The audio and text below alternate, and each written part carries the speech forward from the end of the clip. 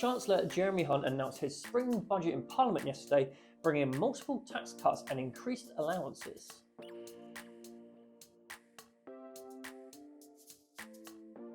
My name is Jack Revis and welcome to this week's special episode of Tax Tidbits, where we are bringing you everything you need to know about yesterday's budget. Firstly, there were a couple of changes to national insurance.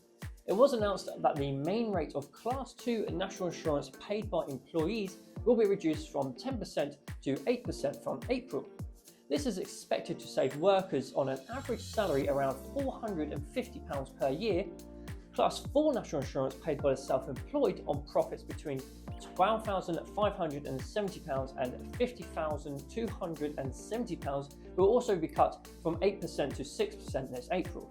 This follows the previous announcement in the autumn statement that this would be reduced from 9% to 8%, which goes to show just how much the government's plans has changed since November. Another headliner from the budget was child benefit. The threshold on the high income child benefit charge, a tax charge caretakers must pay on child benefit received if their income exceeds £50,000, has been increased to £60,000. The charge will then be tapered for those with an income between £60,000 and £80,000. Jeremy Hunt also said that he will consult on a new rule to make the benefit apply to collective household income rather than on an individual basis, though this will not be introduced until April 2026. The Chancellor announced a 12-month extension to the 5p fuel duty cut and has frozen fuel duty rates for the next 12 months. This means the duty will remain at 53 pence per litre, which he claims will save the average car driver £50 next year. I wouldn't say this is an announcement to write home about, but every little counts, I guess. Speaking of duty, the freeze on the rate of alcohol duty has been extended. This was initially meant to be frozen until August this year, but this will now end in February 2025. Now, this is one we have not heard in a while. The VAT registration threshold will be increasing from £85,000 to £90,000. The deregistration threshold will also be increasing in line with this from £83,000 to £88,000. This is the first time the threshold has been changed in 7 years, and it is one that should please many small businesses.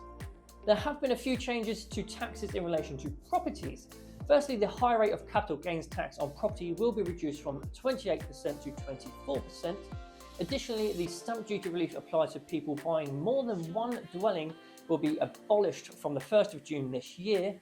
The Chancellor explained that the reason for this was the relief was being regularly abused. Finally, the furnished holiday lettings regime will be abolished from 2025.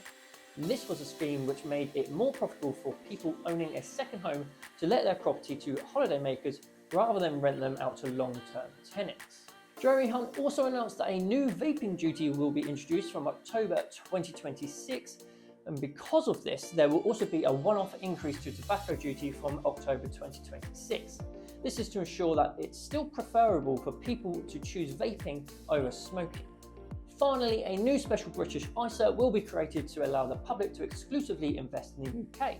This will come with an additional £5,000 tax-free allowance and an aim to provide more UK businesses with capital investments to help them expand.